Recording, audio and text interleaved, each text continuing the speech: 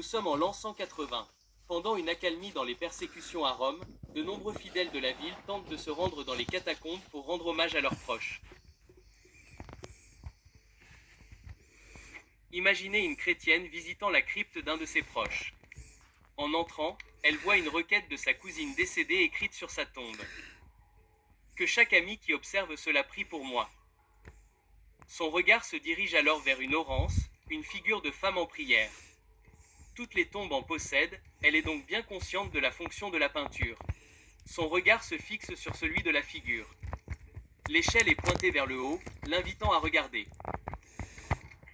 Elle lève la tête vers le plafond, imitant la posture de prière de la figure, dirigeant son regard vers l'icône du bon berger.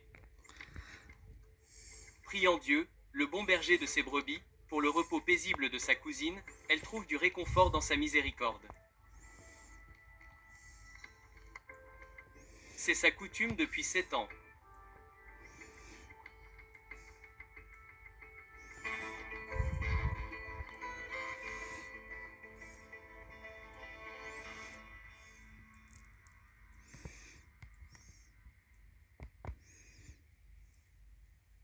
Lorsqu'on retrace l'histoire de l'art chrétien, on réfléchit à la nature humaine. Les gens sont constamment créatifs, cherchant des moyens de s'exprimer auprès des porteurs de l'image du grand artiste divin qui a créé les cieux et la terre. L'art a toujours satisfait et satisfera toujours un besoin humain fondamental d'expression personnelle et de création. Il est dans la fibre même de l'être humain depuis le début de l'histoire. Toutes les cultures humaines ont manifesté ce désir fondamental, même celles qui s'opposaient à la représentation de personnes, d'animaux ou de figures similaires. Les anciens Israélites de l'Ancienne Alliance étaient l'une de ces cultures qui avaient des penchants contre les représentations de Dieu et de divinités païennes. Cependant, ils n'étaient pas contre tout art religieux. Ils ont créé des figures de chérubins, de lions, de bœufs, de palmiers et autres pour les utiliser dans leurs cérémonies religieuses. Démontrant ainsi qu'ils faisaient la différence entre les images idolâtres et non idolâtres. La question de savoir comment ces formes d'art étaient comprises et utilisées constitue un défi pour l'archéologue et l'historien. Pour l'historien chrétien, la réponse n'est pas noire ou blanche.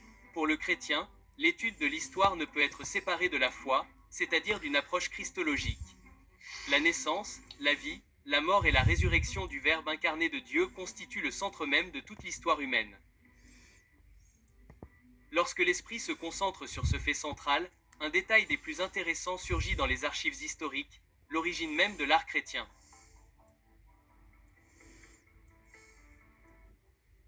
Plus de 1000 ans avant l'incarnation de Jésus-Christ, non seulement la première œuvre d'art religieux judéo-chrétien fut réalisée, mais ce que l'on peut qualifier à juste titre de première icône de Dieu, ou peut-être mieux encore de proto-icône. Il s'agissait de l'Arche d'Alliance. Elle était très différente de ce que les gens considéreraient comme une icône aujourd'hui. Une icône n'est pas simplement une représentation religieuse, mais c'est une représentation de Dieu ou des saints utilisée pour la vénération religieuse. Le grec dont dérive le mot exprime un lien étroit entre la représentation et ce qui est représenté, le type et le prototype. L'arche frappe d'abord comme quelque chose de complètement différent d'une icône. Elle n'en a pas l'air. Cependant, il serait incorrect de déduire que l'arche était comprise comme le marchepied de Dieu, littéralement comme un meuble divin, par opposition à un type représentatif d'un prototype. Favorisant une compréhension christocentrique des pratiques cultuelles de l'Ancien Testament, la vision iconographique est plus favorable. Dans la Septante, la traduction grecque de l'Ancien Testament, Dieu déclare dans l'Exode « Je me ferai connaître à toi de là, et je te parlerai au-dessus du propitiatoire, entre les deux chérubins qui sont sur l'arche du témoignage. » On peut en déduire deux choses. Premièrement, Dieu a l'intention de se faire connaître de l'arche, non pas littéralement d'y descendre, mais d'en être perçu, voire entendu. Deuxièmement, un schéma est présenté. Dieu parle au-dessus du propitiatoire. Parler au-dessus du propitiatoire concerne Dieu le Père qui ne peut être vu parce que personne n'a vu le Père. Jean 6h46 et le propitiatoire lui-même concerne le Fils dont le sang expie les péchés de l'humanité. L'arche est donc un objet physique qui préfigure Jésus-Christ dont l'essence humaine deviendrait visible avec l'incarnation. par opposition à Dieu le Père, situé invisiblement au-dessus d'elle, dont la personne divine ne contient que l'essence divine invisible et indescriptible. Ce processus a été compris par les premiers écrivains de l'Église.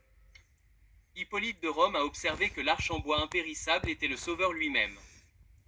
Cela est tiré du commentaire sur le Seigneur et mon berger en fragments.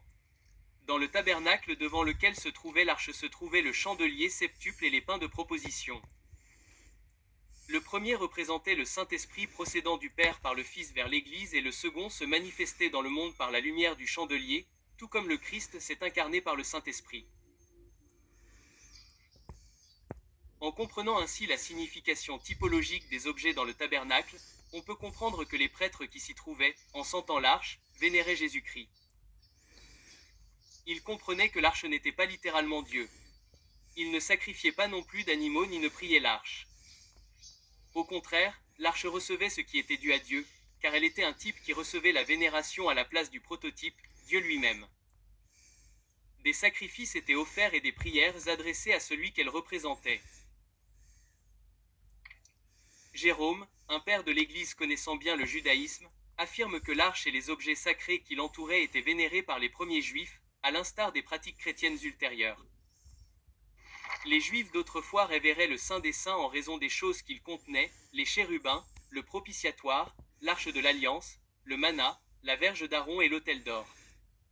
La selleur du Seigneur semble-t-elle moins digne de vénération?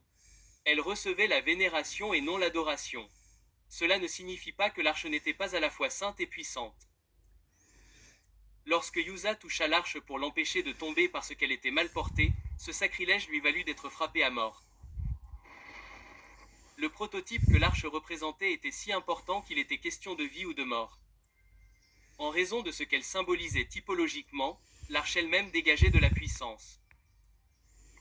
Cette vérité théologique a influencé la compréhension de l'Ancienne Alliance sur la manière dont la puissance du divin opérait dans le domaine matériel, en particulier à travers l'art.